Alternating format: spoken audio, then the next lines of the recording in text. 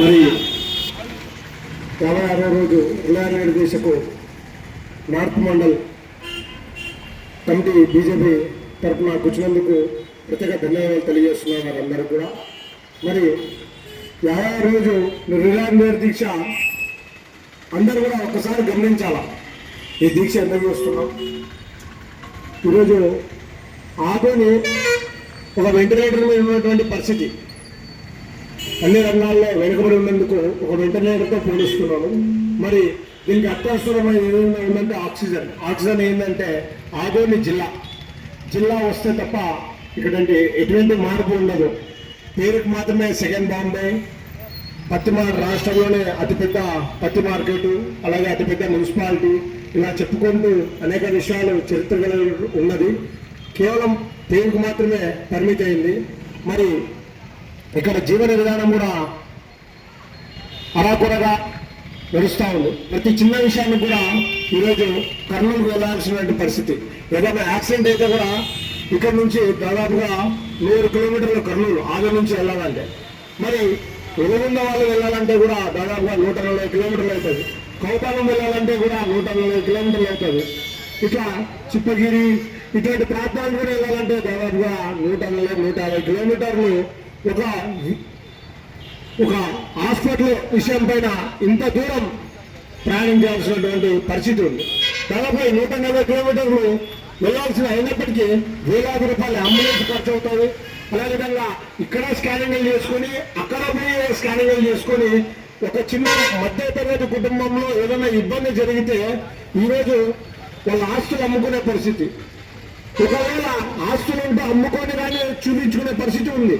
మరి ఇక్కడ నుంచి దాదాపు 2-3 గంటలు ప్రయాణం చేస్తూ అనేక రకాల ఒక బాధపడుతూ వెళ్లాల్సిన పరిస్థితి. అయోమతి స్థితిలో ఏమవుతుందా అని ఒక టెన్షన్ గా దాదాపుగా కర్నూలు హాస్పిటల్కి వెళ్లాల్సిన పరిస్థితి.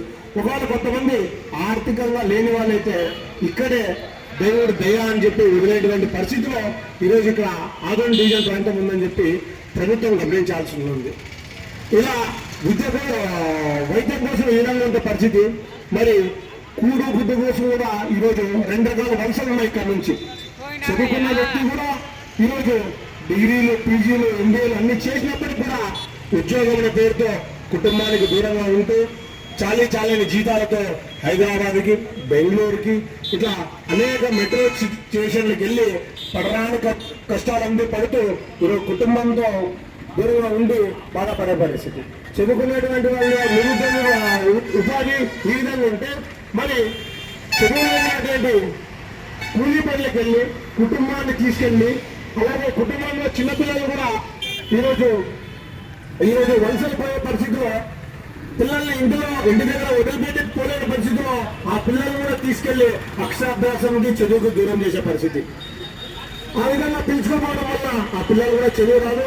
ఆ విధంగా ఎక్కడో పత్తి తీసేకి విజయవాడకి, కూలీ పనులకి బెంగళూరుకి, హైదరాబాద్ పోయి అనేక రకాలుగా కుటుంబాలతో ఇబ్బంది పడే పరిస్థితి.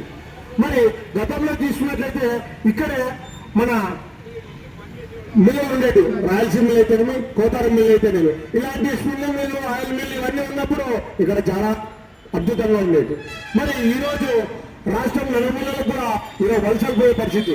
ఇవన్నిట్లో కూడా అలాగే చదువుకునేటువంటి ఏదైనా బ్యాంక్ కోచింగ్ చేయాలన్నా, ఇంకో ఏదైనా కోర్స్ చేయాలంటే కూడా ఈరోజు విజయవాడకి, నంద్యాలకి, తిరుపతికి పోయే పరిస్థితి. ఇలా చెప్పుకుంటూ పోతే ఆదోనిలో చెప్పుకోవడానికి ఏమి కూడా లేవు. చదువుకున్న వాళ్ళ పరిస్థితి వలసే ఉంది, చదువు లేని వాళ్ళ పరిస్థితి కూడా ఇలా వలసగా ఉంది. ఇవన్నీ మారాలన్నా, ఇక్కడ భవిష్యత్తు బాగుండాలన్నా ఖచ్చితంగా ఆదోని జిల్లా సాధించుకుంటే తప్ప ఆదోనిలో ఉన్నటువంటి భవిష్యత్తును మారాలన్నా ఖచ్చితంగా ఆదోని జిల్లా సాధించుకోవాలా. దాని కొరకు ప్రతి ఒక్కరు కూడా ఈ ఉద్యమంలో పాల్గొంచుకోవాలా. ఈరోజు ఎవరో చేస్తున్నారు, ఎందుకో చేస్తున్నారనే కాదు, పార్టీలకు అతీతంగా, సంఘాలకు అతీతంగా ఆదోని భవిష్యత్తు కోసం, ఆదోని అభివృద్ధి కోసం ఆదోని జిల్లా సాధించుకున్నట్లయితే మంత్రాలయం అయితేనేమి, ఆలూరు అయితేనేమి, పత్తికొండ అయితేనేమి, ఎమ్మెల్యూరు అయితేనేమి, మనము కర్నూలుకి దాదాపుగా 100 కిలోమీటర్లు, 70 కిలోమీటర్లు, 120 కిలోమీటర్లు పోవాల్సిన అవసరమే లేదు. ఇక్కడే మనము జిల్లా సాధించుకున్నట్లయితే అన్ని రంగాల్లో కూడా ముందుంటాం.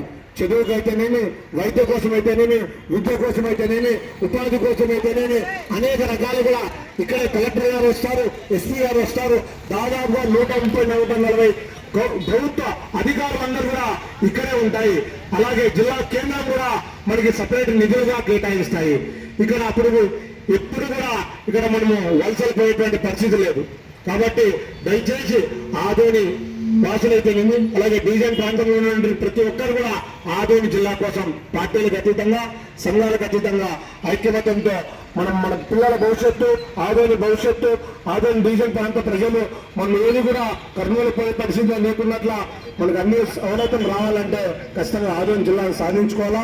దానికి అందరూ కూడా రాబోయే రోజుల్లో పెద్ద ఎత్తున ఉద్యమానికి అందరి సహకారం ఉండాలా. ఇది దయచేసి అందరూ కూడా ఈ జిల్లా విషయంపై కఠినంగా గట్టిగా నిర్ణయం తీసుకోవాలని చెప్పి కోరుకుంటూ ఈ అవకాశం ఇచ్చినటువంటి జేసీ నాయకులకు అందరూ కూడా ప్రత్యేక జై ఆదోని జిల్లా.